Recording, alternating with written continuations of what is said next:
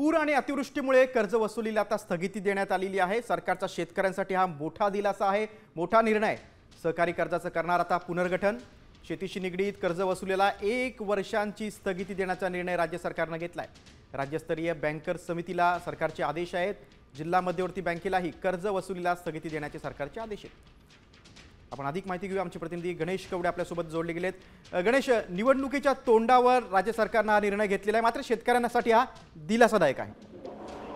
नक्कीच शेतकऱ्यांसाठी हा मोठा निर्णय असंच म्हणावा लागणार आहे, कारण की ज्या पद्धतीने खरं तर मराठवाडा असेल या विदर्भातील मोठ्या प्रमाणामध्ये आहे ते यावेळेस पाऊस झाला आणि या पावसामुळे नुकसान आहे ते मोठ्या प्रमाणात झालं होतं आणि त्यानंतर खरं तर कर्ज वसुली आहे ती करू नका अशा पद्धतीने सांगण्यात आलं होतं। तरी देखील काही ठिकाणी आहे ती कर्ज वसुली सुरू करण्यात आली होती। मात्र आता सरकारच्या वतीने पुन्हा एकदा आहे ते सर्व बँकांना आहे ते आदेश दिलेले पाहायला मिळतात।